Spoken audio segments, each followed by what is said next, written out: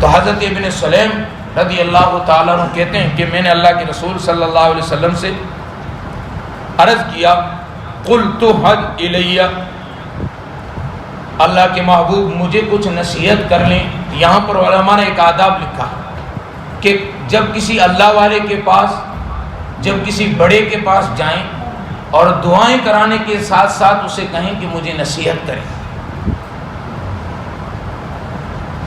تو ان نے کہا کہ اللہ کے محبوب مجھے چند وصیتیں، نصیحت مجھے کر لیں۔ تو اللہ کے رسول صلی اللہ علیہ وسلم نے 5 باتیں پھر ارشاد فرمائی۔ ایک بات اوپر والی، بغیر کہے محبوب صلی اللہ علیہ وسلم نے اس کو سلام کرنے کا طریقہ سکھایا۔ پھر 5 باتیں ارشاد فرمایا لا تسبن احدا، کسی کو گالی نہ دینا، کسی کو برا بھلا نہ کرنا۔ اور یہ ہمارے لیے بھی ہے۔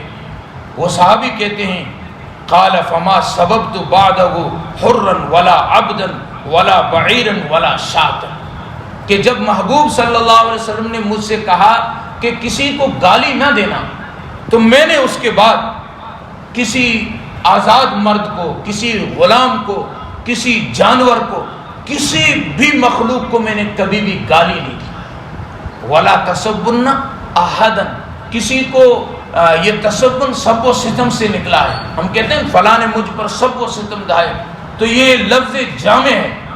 گالی وہ لفظ جس سے سامنے والے کو تکلیف ہوتی ہو، سامنے والے کو اذیت پہنچتی ہو، ایسا لفظ دوسرے کے لیے استعمال نہیں کرنا چاہیے۔ وہ صحابی کہتے ہیں میں نے محبوب سے یہ سنا، اس کے بعد کبھی بھی میں نے کسی جانور کو بھی گالی نہیں دی۔ اور آج ہم اپنے معاشرے میں دیکھیں، حقیقت یہ ہمارا معاشرہ ایسا بن چکا ہے بغیر گالی کے بات ہی نہیں ہوتی۔ لوگ پہلے گالی دیتے ہیں پھر بات کرتے ہیں۔ اگر بندہ کوئی کہے نا کہ بھائی آپ نے گالی دی، وہ کہتا ہے کب گالی دی؟ میں نے تو کوئی گالی، پھر جب کہے گا کب گالی دی، جب بھی گالی دے کے بولے گا کہے گا کب گالی دی۔ یہ ماحول بن چکا، حقیقت یہ۔ مرد تو مرد، عورتیں بھی بچوں کو گالیاں دیتی ہیں، اور یہاں تک کہ بچیوں کو ایسے الفاظ کہہ دیتی ہے انسان کے کان کے پک جائیں۔ تو گالی سے اپنے آپ کو بچانا چاہیے۔ بھائی بغیر گالی کی بھی بات ہو سکتی ہے۔ ہمارے ہاں چند گالیاں، مصدورات میں بھی مردوں میں چند گالیاں اتنی مشہور ہیں، اتنی مشہور ہے کہ لوگ اسے گالی سمجھتے ہی نہیں۔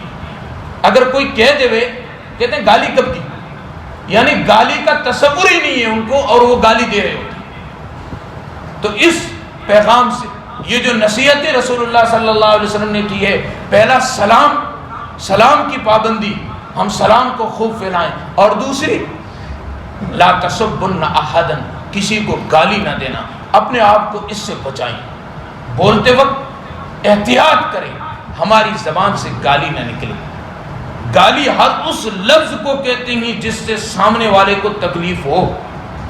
صرف یہ جو چند گالیاں جو لوگوں میں مشہور ہے، صرف یہ گالیاں نہیں ہیں، وہ الفاظ بھی گالی میں اور تسبنہ میں شمار ہوتے ہیں، سب و ستم میں شمار ہوتے ہیں، جس سے سامنے والے کو اذیت، سامنے والے کو تکلیف پہنچے۔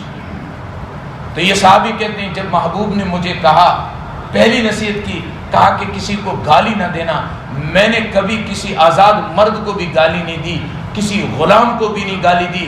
اور غلام تو غلام ہے، میں نے جانور تک کو، بکری تک کو میں نے کبھی بھی گالی نہیں دی۔